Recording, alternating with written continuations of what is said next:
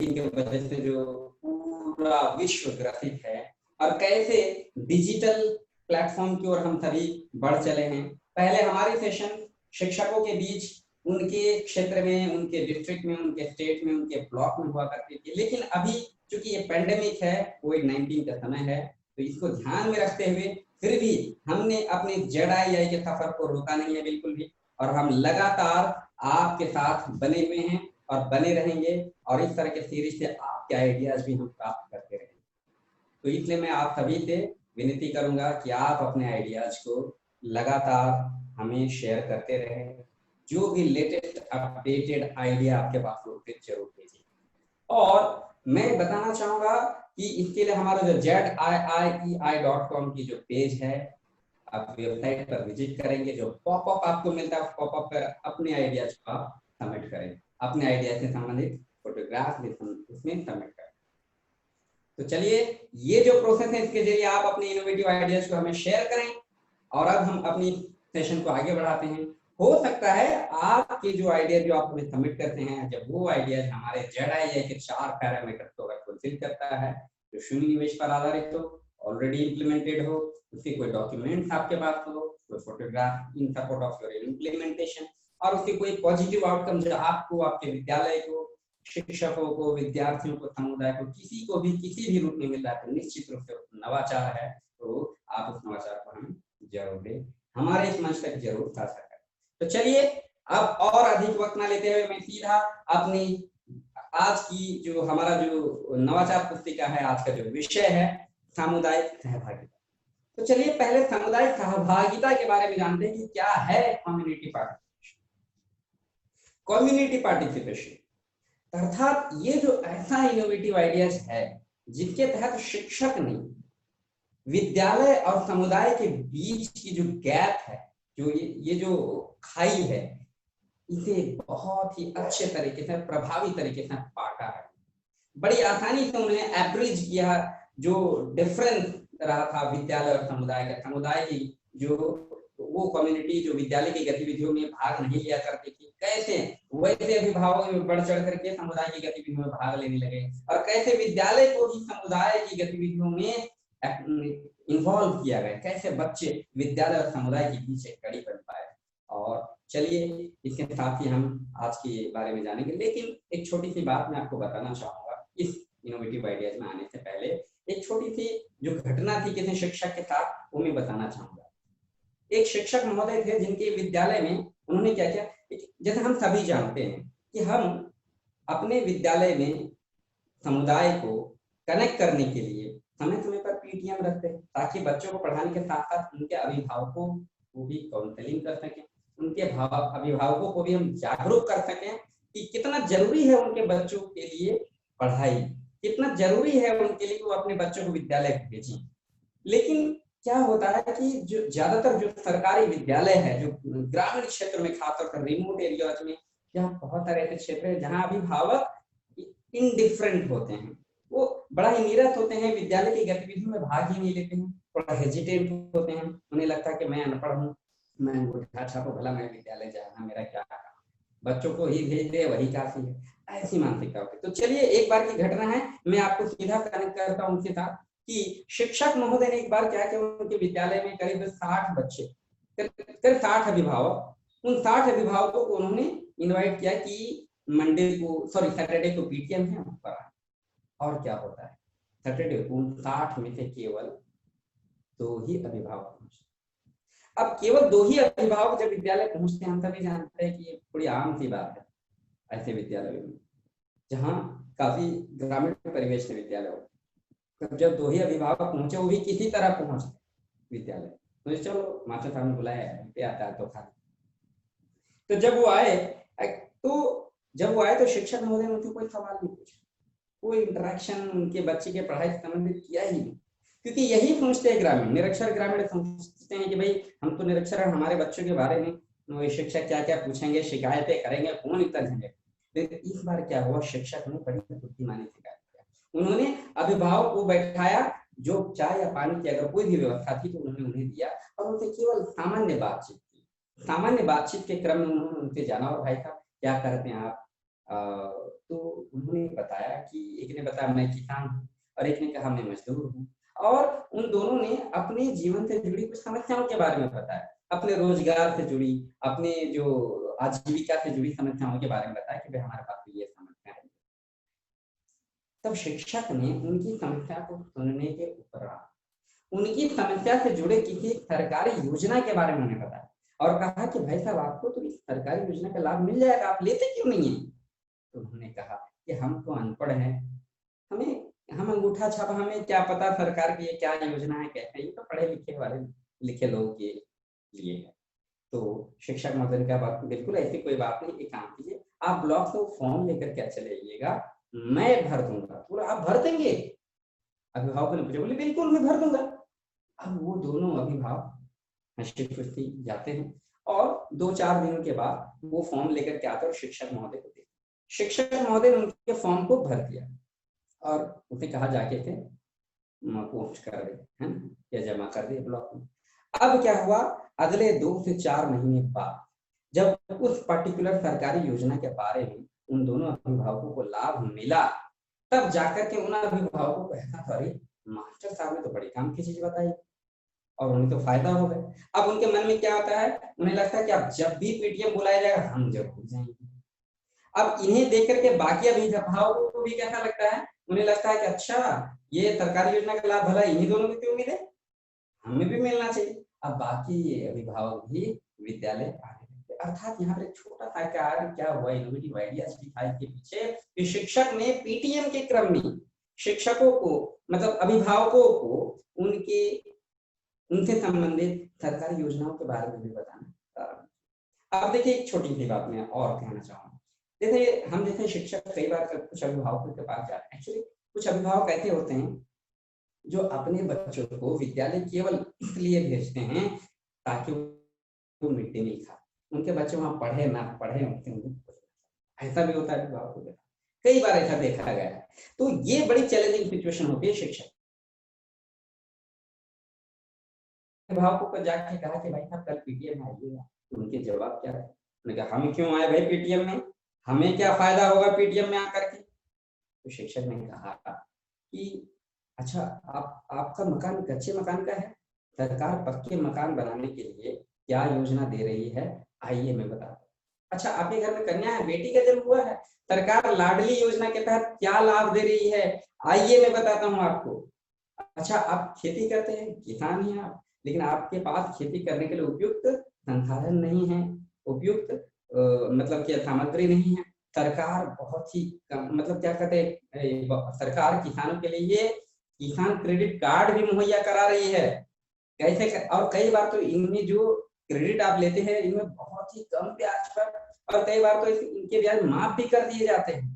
तो उन्होंने बताया कि आइए मैं बताता हूँ कैसे मिलता है। जब उस अभिभावक को पता चला कि भाई ये तो बड़ी काम की चीज बता, और उन्हें ये एहसास होता है कि भाई मास्टर साहब ने तो बड़ी काम की चीज बताया, अब वो ना केवल खुद पीटीएम में जाना शुरू करता है और सोचता है कि मेरा बच्चा अगर ऐसे शिक्षक से अगर पढ़ेगा तो कहीं कहीं वो भी होशियार होता है। इसी के साथ न केवल वो खुद विद्यालय जाना प्रारंभ करता है बल्कि अपने बच्चे को भी रोज विद्यालय भेजना शुरू करता है।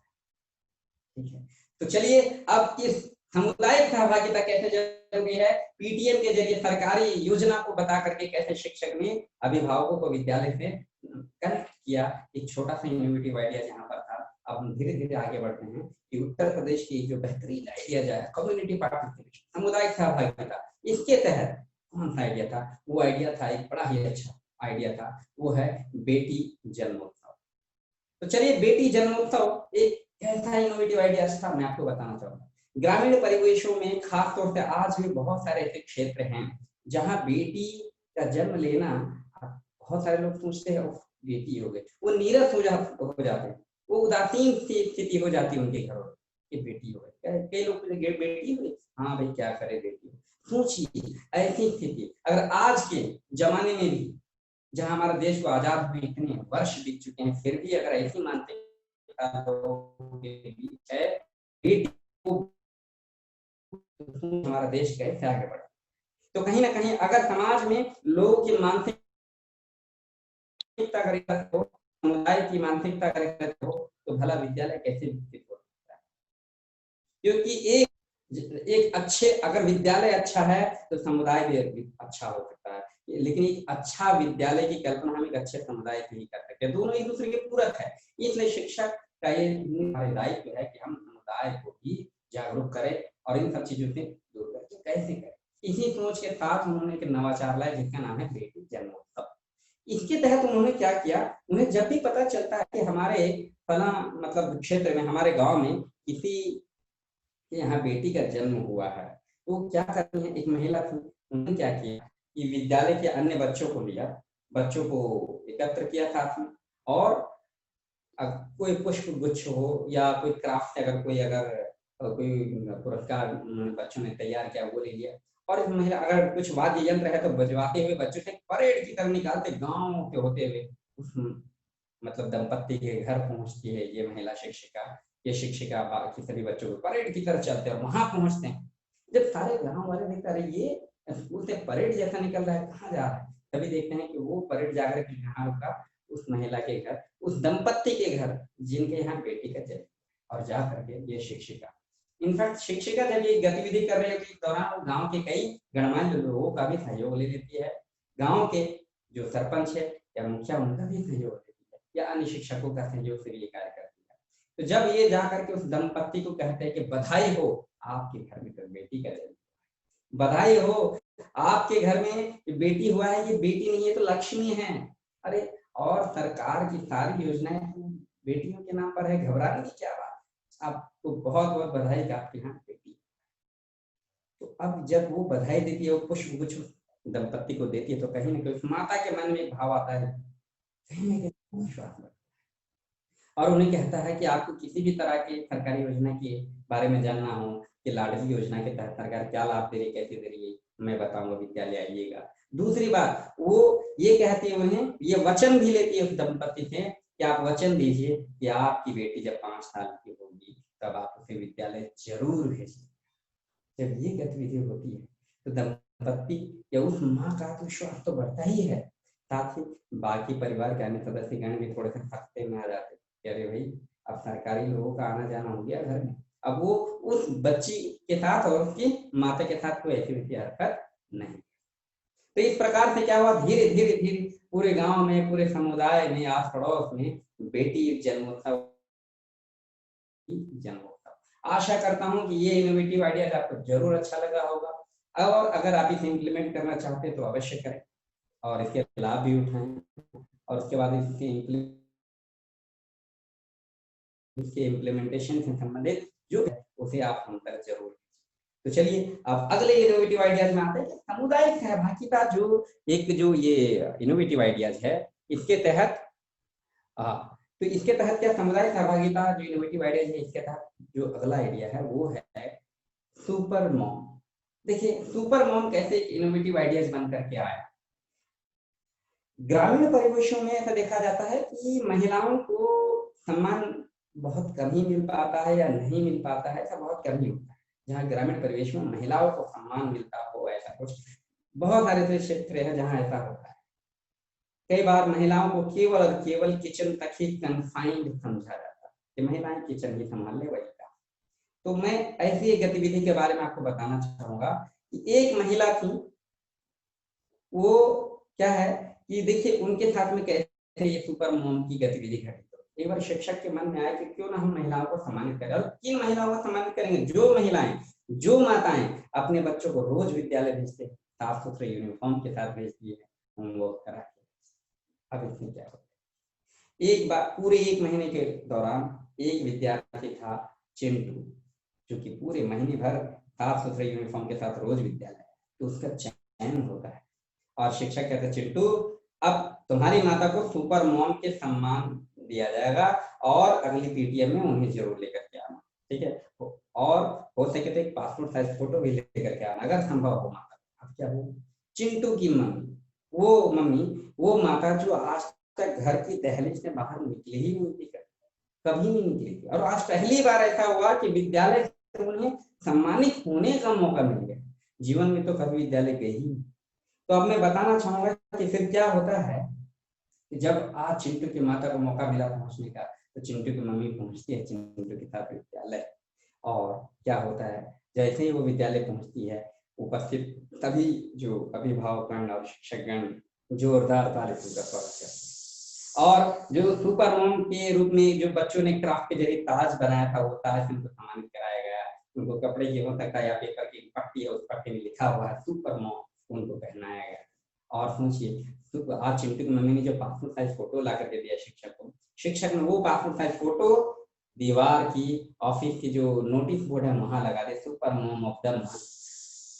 अब देखिए क्या होता है, आज चिंटू की माता को कैसा महसूस होता, कैसा गौरव सा महसूस होता। बाकी अन्य महिलाओं को लगता है भाई चिंटू की माता को इतना सम्मान क्यों मिल रहा है, क्या कर दिया इन्होंने। फिर जब उन्हें पता चला अच्छा इन्होंने अपने बच्चे को रोज विद्यालय भेजा इसलिए सम्मान मिल रहा है, तब जाके इन्होंने सोचा कोई बात नहीं, हम भी अपने बच्चों को भेजेंगे। ये दूसरों में इस तरह से प्रतिस्पर्धा, दूसरी महिलाओं में प्रतिस्पर्धा का बोध होता है, और वो भी अपने बच्चों को भेजना। अब इस क्रम में चिंटू के साथ क्या होता है वो भी ध्यान दें।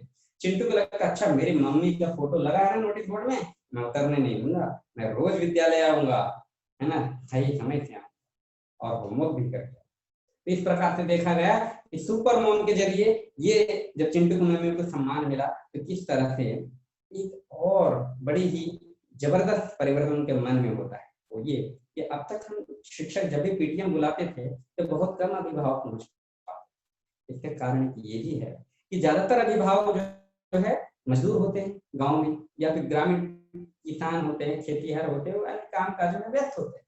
उनके पास तो संडे नहीं होता, मंडे नहीं होता, सारे दिन काम करता है, ऐसा भी होता है। और एक क्रम में जब विद्यालय में बुलाया जाता है पीटीएम के लिए तो उनका लेना देना कुछ नहीं पहुंचते, और घर में बेचारी होती एक महिला जो केवल घर तक ही कंफाइंड थी। लेकिन अब देखिए चिंटू के पापा तो भले ही मजदूर थे या किसान थे, वो तो कभी पीटीएम नहीं पहुंचे, लेकिन अब चिंटू की मम्मी को जब सुपर मॉम का सम्मान मिलता है तब उनके मन में क्या विचार आता है, उनको लगता है कोई बात, अगली बार जब पीटीएम बुलाई जाएगी तो चिंटू के पापा घर में हो या ना हो, मैं स्वयं जाऊं। इस प्रकार से ये सुपर मॉम कॉन्सेप्ट के जरिए न केवल ग्रामीण के उन महिलाओं को सम्मान दिया गया, बल्कि इस तरह से पीटीएम में भी उनकी भागीदारी बढ़ी और बच्चे भी बढ़ चढ़ करके विद्यालय।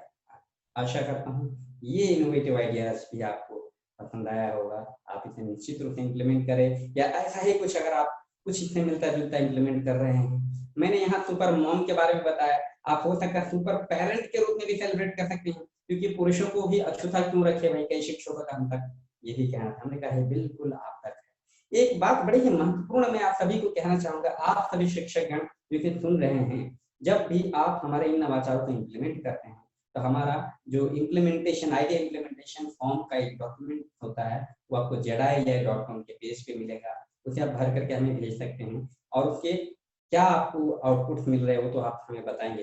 साथ में मैं आपको बताना चाहूंगा जरूरी नहीं है कि जिस आइडिया को जिस तरह से बुकलेट में बताया गया है या जिस तरह से मैं बता रहा हूँ हूबहू वैसे ही आपको इम्प्लीमेंट करना, कोई जरूरी, आपके पास पूरी स्वतंत्रता है कि आप किसी भी इनोवेटिव आइडियाज को सुने, समझे और अपने मुताबिक उसे विद्यालय में इम्प्लीमेंट करें। हो सकता है उसको पार्शियली ही आप अपना विद्यालय में इम्प्लीमेंट करना चाहते हैं, या इसे कंप्लीट करते हुए कुछ एड ऑन के साथ करना चाहिए। पूरा का पूरा जो है ये आप पर निर्भर करता है कि आप किसी भी इनोवेटिव आइडियाज को कैसे।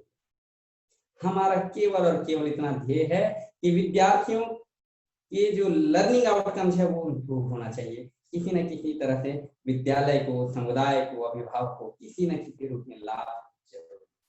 तो चलिए अगले इनोवेटिव आइडियाज में हम सभी बढ़ते हैं, और ये जो इनोवेटिव आइडियाज है वो इनोवेटिव आइडिया क्या है इस पर हम बात करेंगे। जैसे कि हम अभी आते हैं एजुकेशन फॉर एडल्ट, मतलब ये है क्या कि कहते हैं कि अभी अभिभावकों के लिए जो वयस्क शिक्षा है इसके बारे में। अब जब मैं जैसे कहता हूँ एजुकेशन फॉर एडल्ट मीन मतलब वयस्क शिक्षा, तो मतलब क्या कहते हैं प्रौढ़ शिक्षा जिसे कहते हैं, तो आपको लगता है प्रौढ़ शिक्षा करके तो कई सतत शिक्षा केंद्र सरकार भी चलाती है, लेकिन अभिभावक समझते क्या है, उन्हें लगता है भाई अभी इस उम्र में क्या पढ़। तो मैं आपको कहना चाहूंगा कि देखिए शिक्षक ने क्या किया, कैसे, क्योंकि शिक्षक का एक मानना था कि भाई अगर हम विद्यालय में बच्चों को शिक्षित बना रहे हैं लेकिन इनके अभिभावक अगर बिल्कुल भी पढ़े लिखे नहीं है तो वो इसका महत्व समझ ही नहीं पाएंगे, क्योंकि कहा जाता है कि निरक्षर ग्रामीण शिक्षा के महत्व को समझ नहीं पाता, फलस्वरूप वह अपने बच्चों को विद्यालय भेजने के लिए प्रेरित भी नहीं करता। इसलिए अभिभावकों को भी थोड़ा एजुकेशन देना, उनको शिक्षित करना जरूरी है। इसके लिए शिक्षक ने क्या बेहतरीन यहाँ इम्प्लीमेंटेशन लाया, क्या उन्होंने नवाचार लाए, मैं आपको बताऊं कि एजुकेशन फॉर एडल्ट के तहत उन्होंने क्या किया, अपने विद्यालय में बच्चों को ये कहा कि बच्चों, आपके जो अभिभावक हैं जिन्हें अक्षर का ज्ञान नहीं है, जो पढ़ नहीं पाते, जो साइन नहीं कर पाते, कोई बात, आप सभी को मैं खास एक पैकेज बताता हूँ, खास तरह का पैटर्न बताता हूँ। इस पैटर्न के जरिए इस तरीके से आप अपने घर के अभिभावकों को भी पढ़ा सकते। उन्हें खास प्रक्रिया बताई कि ये चीजें अपने अभिभावकों से भी कराएं, जैसे अक्षर का ज्ञान कैसे कराना है, पढ़ने कैसे। तो बच्चे रुचि लेने लगे, और रुचि इसलिए लेने लगे क्योंकि शिक्षा में क्या था, जो विद्यार्थी अपने अभिभावक को अक्षर का ज्ञान करा या अपने अभिभावक को साइन करना सिखा देगा, वैसे अभिभावक और उस विद्यार्थी दोनों। अब इससे क्या होता है कि वो चिंटू, आपको तो याद ही होगा, जिसकी माँ को सुपर मॉम में लगेगी, उदाहरण दे रहा, तो चिंटू जब घर जाता है ना, शाम को जब वो पढ़ता है तो देखता है उनकी मम्मी रोटी बना रही है और पिताजी खेत से आए हैं, है ना, गमछा उनके कंधे पे चुपचाप बैठा हुआ देखता है, बेटा क्या पढ़ रहा हो, तो कुछ आ रहा है। लेकिन इस क्रम में क्या होता है, वो चिंटू अपने पिता और माता को देखे, पिताजी माताजी देखे ऐसे ऐसे ए लिखते हैं, ऐसे बी लिखते हैं, ऐसे वर्ड, जो जब चीजें उन्हें प्लेट पर बताता है, उनके पिता को लगता है, वो भी थोड़ा सा मनोरंजित हो उठते हैं, उनकी माता भी बनाते रोटी बेलते बेलते ही वो भी थोड़ा हाथ चला लेती, थोड़ा देख लेती। इससे क्या हुआ, उनका बच्चा ही जब उन्हें कुछ बता रहा है, उन्हें बड़ी उत्सुकता होती है। और धीरे धीरे क्या देखा गया कि चिंटू ने कुछ ही सप्ताह में अपनी माता को अक्षर का ज्ञान करा, उसके और कुछ साइन करना सिखा। तो क्या हुआ, अगली बार जब पीटीएम, देखिए क्या एक बेहतरीन स्थिति बनती है विद्यालय में। अगली बार जब पीटीएम बुलाई जाती है तो बहुत सारे लोग पहुंचते हैं अभिभावक पीटीएम में, और चिंटू की मम्मी भी पहुंची है ना, ठीक है। तो इस पीटीएम में क्या होता है, ध्यान दीजिए कि जब लाइन में ये लगे हैं कि सभी लोग जैसे अंगूठा लगा रहे हैं कई सारे अभिभावक, और अटेंडेंस उनके बंदे अभिभावक की, चिंटू की मम्मी की जब बारी आई और सामने जब अंगूठा लगाने के लिए पैड लाया गया, तो चिंटू की मम्मी के ना मैं अंगूठा नहीं लगाऊंगी, मैं बिल्कुल अंगूठा नहीं लगाऊंगी, कलम कहाँ है, कलम लाओ, अरे मैं तो साइन करूंगी, कलम लाओ। जैसे कि उस समय सभी लोग सन रह जाते हैं, चिंटू की मम्मी साइन करेगी। और जब ये पेन लेकर के आज वो पहली बार स्कूल के रजिस्टर में साइन करती है, आप यकीन नहीं करेंगे क्या जोरदार तालियां बजती है पूरे अभिभावक और पूरे शिक्षकों के द्वारा। और आज फिर से चिंटू की मम्मी को जो सम्मान मिलता है वो देखते ही। तो इस प्रकार देखा गया कि एजुकेशन फॉर एडल्ट के जरिए न केवल शिक्षक ने विद्यार्थियों को उनके अपने अभिभावक या परिवार के अन्य सदस्यों को शिक्षित करने के लिए, अक्षर का ज्ञान करने के लिए, साइन करने के लिए मोटिवेट किया, और जो अभिभावकों ने बेहतर किया उनके बच्चे और उनके अभिभावक दोनों को सम्मानित भी किया गया विद्यालय में। तो इस प्रकार से क्या देखा गया, बच्चे, उनके अभिभावक और विद्यालय, इन तीनों को कितने बेहतर तरीके से यहाँ पर कनेक्ट किया गया, और इस तरह से विद्यालय आगे बढ़ता है।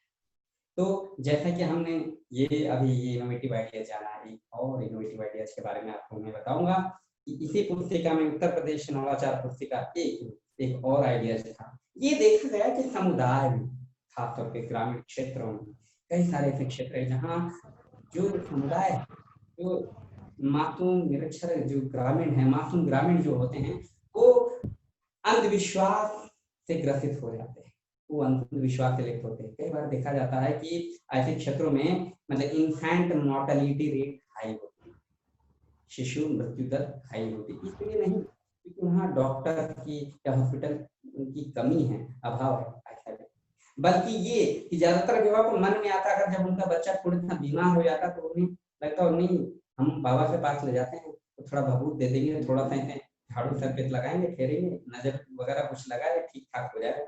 यही सोच के साथ वो डॉक्टर के पास ना जाकर के ऐसे होंगी बाबा, इस तरह के लोगों के पास जाए। और इस क्रम में जानकारी के अभाव में, शिक्षा के अभाव में बहुत सारे शिशु मतलब क्या कहते हैं के साथ गलत हो जाता है। तो यहाँ पर शिक्षिका ने सोचा भाई अगर ऐसा है तो हमें इसे दूर करना होगा, क्योंकि हम जैसा कि हमने पहले इस चर्चा परिचर्चा में डिस्कशन किया, एक जागरूक समुदाय में ही एक बेहतर विद्यालय की कल्पना हो सकती है, या जब एक समुदाय बेहतर है, जागरूक है, तो निश्चित रूप से विद्यालय भी बेहतर होगा और आगे बढ़े। यहाँ पे शिक्षिका ने कार्य किया। उन्होंने क्या किया, समय समय पर जैसे कोई पर्व त्योहार आता है या कभी ओकेजनली, तो क्या करते हैं हमारे जो शिक्षिका उत्तर प्रदेश में, उन्होंने एक मैजिक शो का आयोजन किया, तरह तरह के ट्रिक, साइंटिफिक ट्रिक के साथ। उन्होंने क्या किया कि मैजिक शो लगाया और अभिभावकों का आमंत्रित किया, विद्यालय में बुलाया अभिभावकों को, और उन्हें अभिभावकों को बुलाया विद्यालय में, और उन्होंने क्या किया, नींबू को काटा, खून ही खून। सारे अभिभावक आश्चर्य, अरे मैडम को भी जादू आता है, देखो तो वो बाबा जी के जैसा उनको भी मैजिक आता है, अरे चमत्कार है तो मैडम को भी आता है। फिर मैडम ने, ये कोई चमत्कार नहीं है, ये तो विज्ञान है। तो ग्रामीणों का विज्ञान, ये कैसा विज्ञान, ये हम तो साक्षात देख रहे हैं कि नींबू को काटा आपने खून निकल रहा है। उन्होंने बोला बिल्कुल नहीं, ये जिस तरह से हर चमकती हुई चीज सोना नहीं होती, उसी तरह से हर लाल रंग की लिक्विड जो है बह रही वो खून नहीं होती। तो मैं आपको बताना चाहूंगा कि ये जो नींबू है या सिरका है इसके अंदर, ठीक है, जब भी ये ब्लू लिटमस के संपर्क में आता है, ग्रामीण समझने के ब्लू, तो उन्होंने कहा बड़ा सिंपल सा एग्जाम्पल देता, जब सिरका और ब्लू लिटमस को कंबाइन किया जाता है तो लाल रक्त की तरह लाल तरल पदार्थ निकलता है। प्रैक्टिकल एग्जाम्पल नींबू है, जब किसी चाकू से नींबू को काट लेते हैं, सॉरी पहले एक चाकू को, कटहल तो हम सभी जानते हैं ग्रामीण प्रदेश में जो बड़ा सा फल होता है, पत्ती होती है, तो उसको काटने के बाद उसमें श्वेत कलर का एक पदार्थ लिक्विड निकलता है। तो अगर कटहल को चाकू से काटा जाए, उसमें श्वेत कलर का जो पदार्थ लगा हुआ है, ठीक है, और बाद में उसी चाकू से जब नींबू को काटा जाता है तो ये जो केमिकल जो रिएक्शन होता है, ये जो केमिकल रिएक्शन होता है उसमें लाल रंग का तरल पदार्थ निकलता है। और यही मैडम ने करके दिखाया, और ग्रामीणों को भी बुलाया मंच पर और कहा आप खुद करके देखिए। जब उन्होंने खुद किया, अरे हाँ ये तो सही कह रही है मैडम, वाकई ये तो कोई चमत्कार नहीं, ये तो विज्ञान है। इसी तरह से शिक्षिका ने कई तरह की ऐसी गतिविधियां की। उन्होंने कहा ये जो पानी में आग जला करके दिखाते हैं कि ऐसा कुछ नहीं होता, फ्रीट छिड़क दिया जाता है, फ्रीट ऊपर में तैरता रहता है, हमें दिखाई नहीं देता, हाथ ऊपर से लगता है। और भी कई ऐसी तरह की गतिविधियां हमारी शिक्षिका ने की, ग्रामीणों के सामने की, और उन्हें मोटिवेट किया कि इस तरह की गतिविधियों के झांसे में ना आए, और आप सभी समझें ये विज्ञान है, कोई चमत्कार नहीं है। आप अपने बच्चों को जब भी आवश्यकता पड़े तो उन्हें चिकित्सीय सहायता के लिए आगे बढ़े, इस तरह के मतलब अंधविश्वासी गतिविधियों पर लिप्त न। तो इस प्रकार से क्या हुआ, ग्रामीणों की आंखें खुली, जागरूक हुए और बढ़ चढ़ करके विद्यालय की गतिविधियों में भाग लिया। तो ये जो सामुदायिक सहभागिता, जो इनोवेटिव आइडियाज आज हमने डिस्कस किया, तो ये आशा करता हूं कि आप लोगों को काफी अच्छा लग रहा होगा, क्योंकि कहीं ना कहीं ये जो इनोवेटिव आइडियाज है समुदाय को अभिभावकों के मतलब विद्यालय से कैसे कनेक्ट करते हैं, मदद करते हैं। एक छोटा सा एक और इनोवेटिव आइडिया ये समुदाय सहभागिता में उत्तर प्रदेश की पुस्तिका से है, मैं बताना चाहूंगा, वो जन्म दिवस वृक्षारोपण।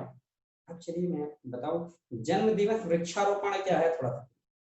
कि अक्सर देखा जाता है कि विद्यालय में जो बच्चे होते हैं फूल पत्तियां तो तोड़ते रहते हैं, नुकसान करते रहते हैं पौधों का, तो लेकिन न केवल इन पौधों को संरक्षित करना है, बल्कि हमें अपने विद्यालय और आसपास के परिवेश को और भी हरा भरा बनाना है। विद्यार्थी जो हैं, ये जो युवा हैं, ये जो बच्चे हैं, इन्हें प्रकृति के सानिध्य में लेकर के जाना है, प्रकृति का महत्व बताना है कि किस प्रकार ये प्रकृति हमारे जीवन के लिए महत्वपूर्ण है। अगर ये प्रकृति है तो हम हैं।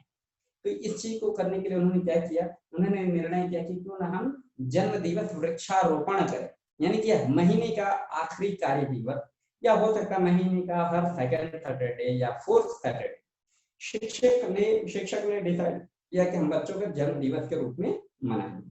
और इसमें क्या करेंगे, जैसे विद्यालय है, विद्यालय में जितने भी विद्यार्थी पढ़ते हैं उन सभी, फॉर एग्जाम्पल आज ये जुलाई का महीना है, जुलाई के महीने में हमारे विद्यालय में जितने भी बच्चों का जन्मदिन आता हो पूरे जुलाई में, उन सभी बच्चों को एक साथ सामूहिक रूप से उन सभी का जन्म दिवस मनाया जाए।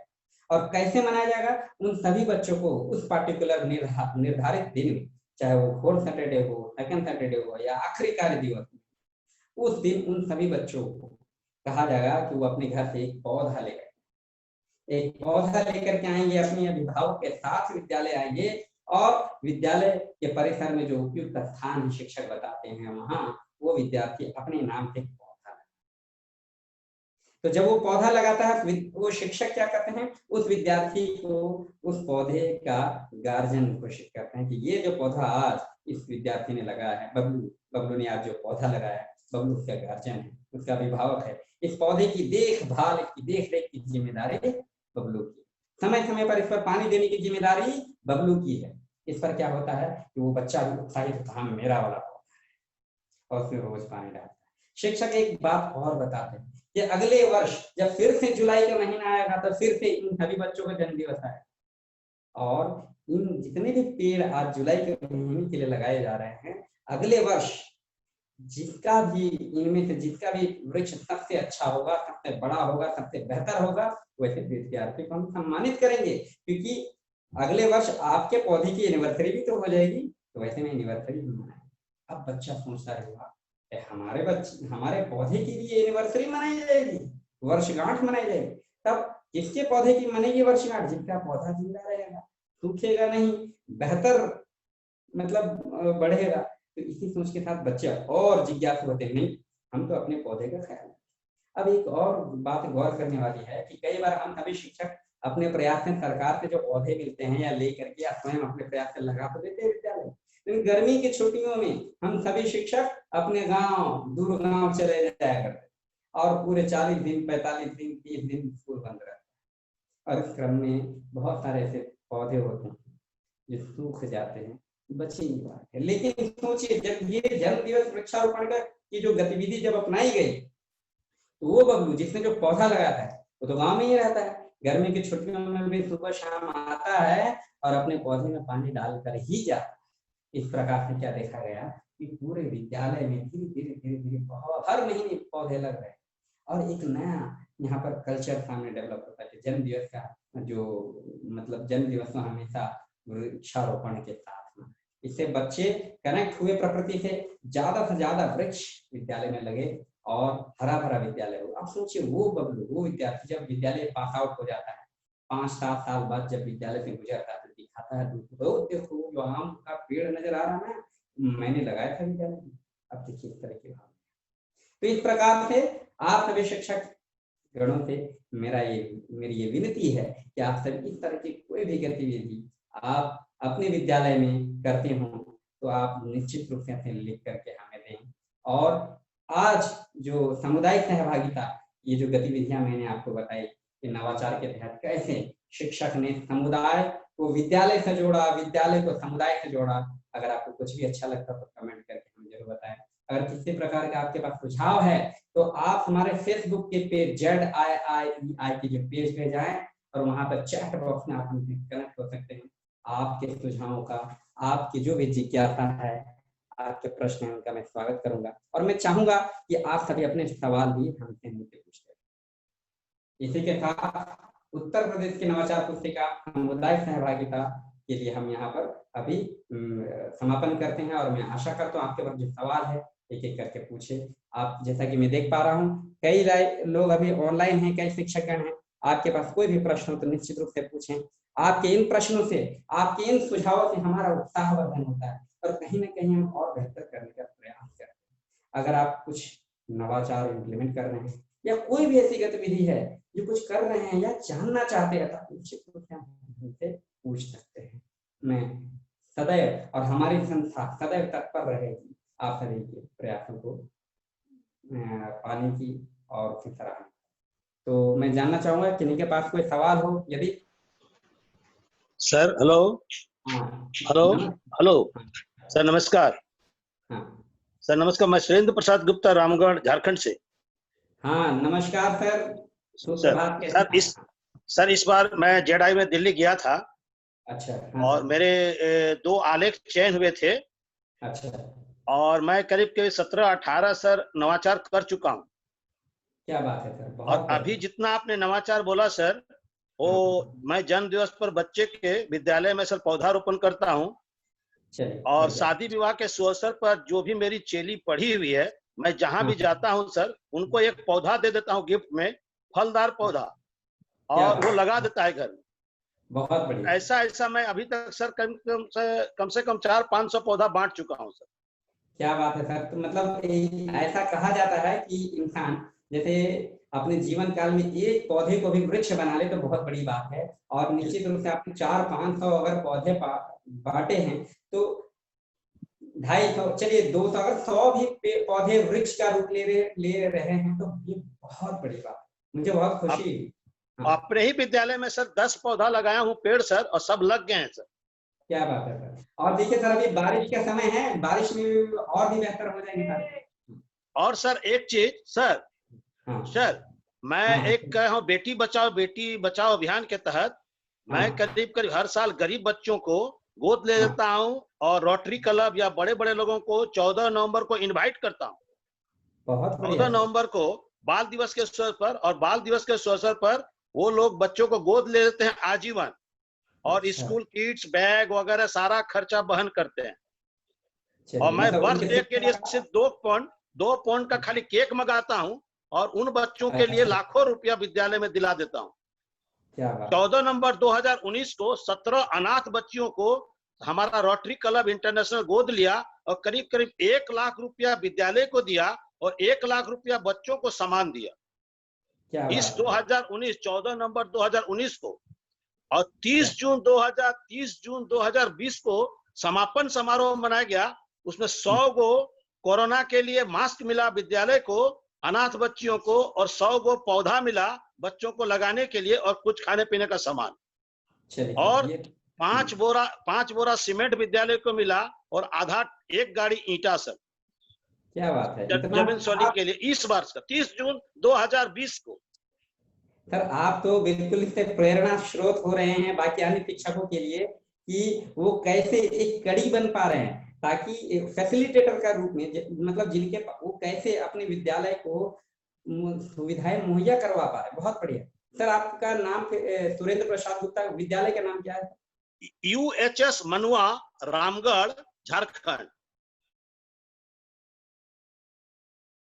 मांडू ब्लॉक, रामगढ़, झारखंड। और मुझे इस बार आप लोग चयन भी किए थे, और मैं सम्मानित दिल्ली में मार्च में हो चुका हूं आपके द्वारा, फरवरी में। और मेरा दो मेरा सिलेक्शन हुआ था, कचरा प्रबंधन और हाट बाजार व्यवस्था के अंतर्गत बैंकिंग सोसाइटी से बच्चों को जानो, खेल खेल में बैंकिंग सोसाइटी, पोस्ट ऑफिस के बारे। और कचरा प्रबंधन लगता है आप लोग बता भी रहे थे सर, दिल्ली में हर जगह वेस्ट प्रोडक्ट से कैसे पढ़ाई होती है।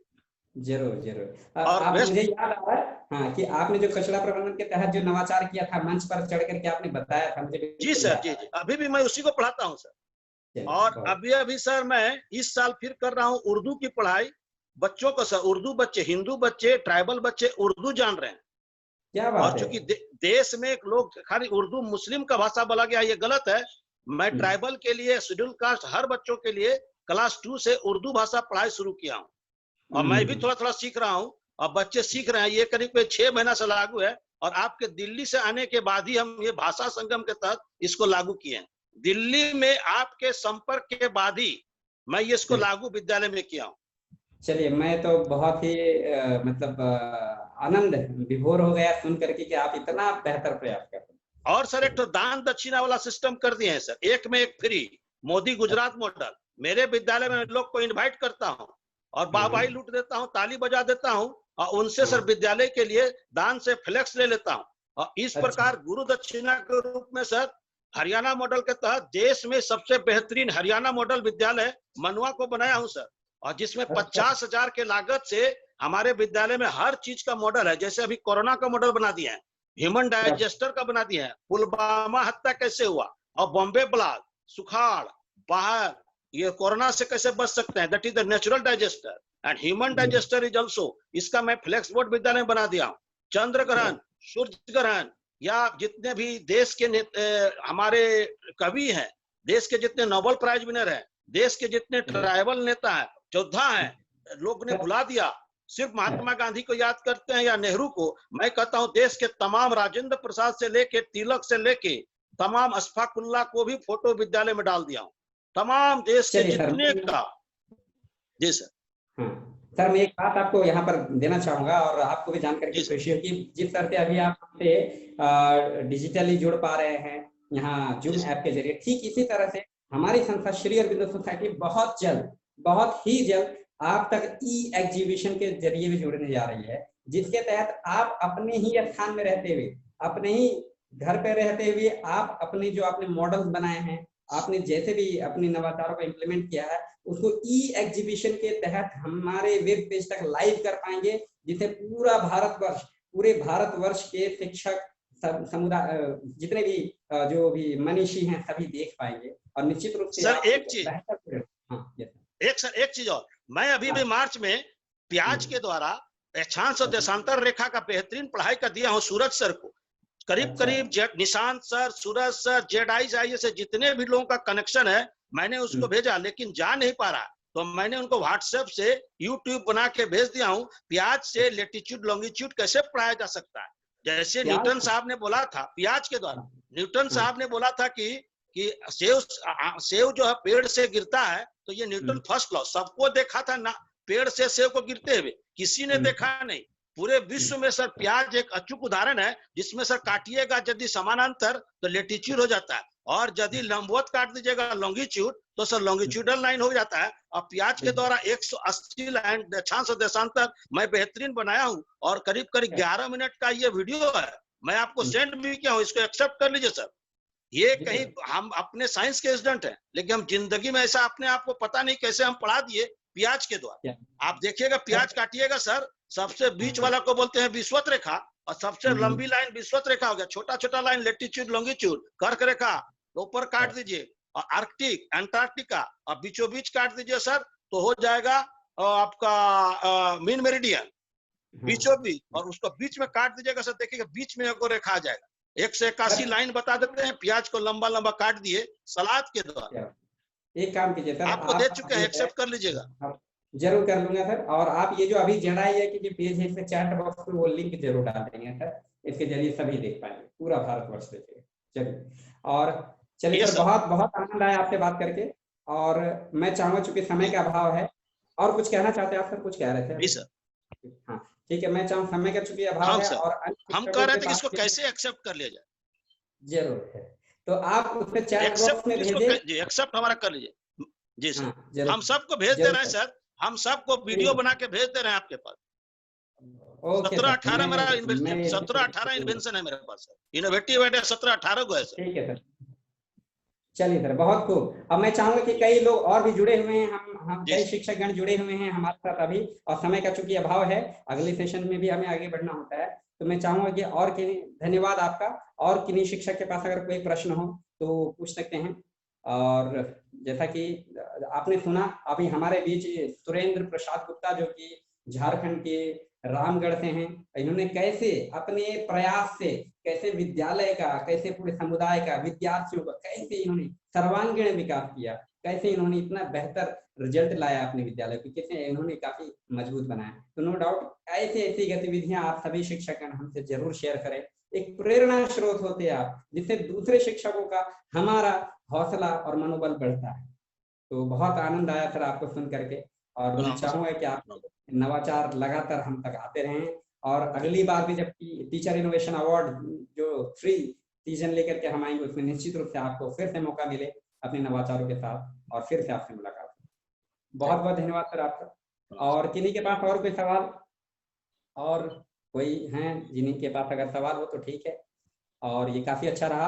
अंत में आपसे विदा लेते समय मैं फिर से कहना चाहूंगा कि जैसा तो बोले सर, सर एक मैं 18 साल में विद्यालय को 0 से सर सुपर मॉडल बना दिया हूँ सर, और करीब 10-15 लाख रुपया मैं डोनेशन हरियाणा और गुजरात और महाराष्ट्र में जैसे होता है, गुजरात में, मैं झारखंड में पहला विद्यालय है, मैं बिना सरकारी पैसा से विद्यालय को सुपर मॉडल पर लेते आया। मॉडल नहीं, सुपर मॉडल।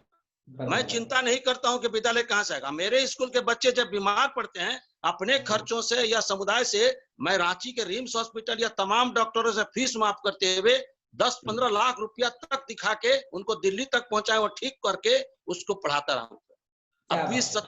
अभी 8-10 लड़कियां मिर्गी पेशेंट है, सबको ठीक कर दिया, और लड़की को जोड़ दिया सर। 2 बच्ची मिर्गी पेशेंट है, अभी तक नहीं ठीक हुई है, उसको प्रोसेस में लेते आए। 1-2 महीना में दोनों ठीक हो जाएगी। और मैं उसके घर जाता हूँ सर। और सुहेल अंसारी जीवन और मौत के कार्ड बना के, प्रधानमंत्री का आयुष्मान कार्ड बना के 2,42,000 रुपया मैं उसको रिम्स में प्राइवेट हॉस्पिटल में दिलाया, लेकिन अभी उसका इलाज चल रहा है। सुहेल अंसारी, उसका नाम राजा है, मेरे स्कूल का 4 क्लास का स्टूडेंट है, 1 साल से मिर्गी पेशेंट हो गया है। और एक सुनीता कुमारी है जो कि मिर्गी पेशेंट 1 साल से है। बाद बाकी 8 आदमी ठीक हो गए, 8 आदमी ठीक हो गए। और बेटी बचाओ बेटी पढ़ाओ अभियान का, और अभिजीत बनर्जी जो नोबेल प्राइज विनर है अरसास के, उनका कहना है कि स्वास्थ्य और शिक्षा का बहुत ज्यादा संबंध है। भारत सरकार यहाँ भूल जाती है कि अस्वस्थ बच्चे कैसे पढ़ेंगे, और रामगढ़ के मनुआ में पूरे देश में अस्वस्थ बच्चे कैसे पढ़ेंगे, इसके पास मेरे पास प्रैक्टिकली प्रूफ्ड है कि मेरे यहाँ करीब 17-18 मिर्गी पेशेंट और टीबी पेशेंट जिनका फेफड़ा में छेद हो गया, उनको मैंने इलाज करा के विद्यालय से जोड़ करके स्वस्थ होके आज बहुमुखी प्रतिभा के धनी बना दिए।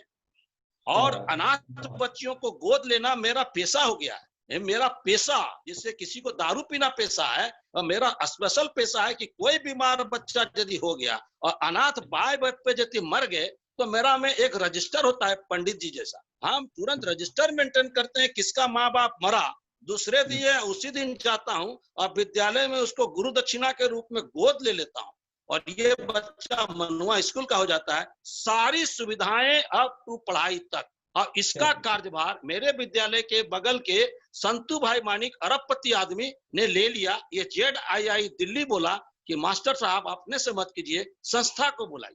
दिल्ली में किसी पदाधिकारी ने हमको बोला आप अपने से मत करो, दूसरे को विद्यालय को डोनेट करो। मैंने रोटरी इंटरनेशनल क्लब को दे दिया, रोटरी इंटरनेशनल ने 17 बच्चा को इस बार गोद ले लिया, और 40 को एस्बेस्टस ऊपर का स्टेज हमको बनवा दिया। 1 लाख रुपया विद्यालय को दे दिया, और 1 लाख रुपया बच्चों को, और आजीवन 17 अनाथ बच्चों को गोद ले लिया।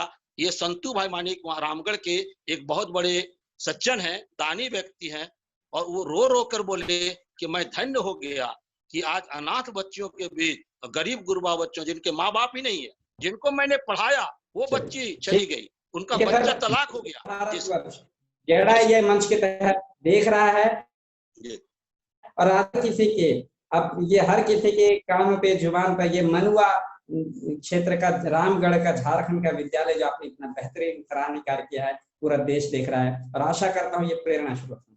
इसी के साथ आप सभी शिक्षकगण से, आप सभी मनीषियों से मैं विदा लेना चाहूंगा। बहुत बहुत धन्यवाद कि आपने हमारे ZII प्लेटफॉर्म पर सराहा। बहुत बहुत धन्यवाद। आप सभी का दिन शुभ हो। Have a good day.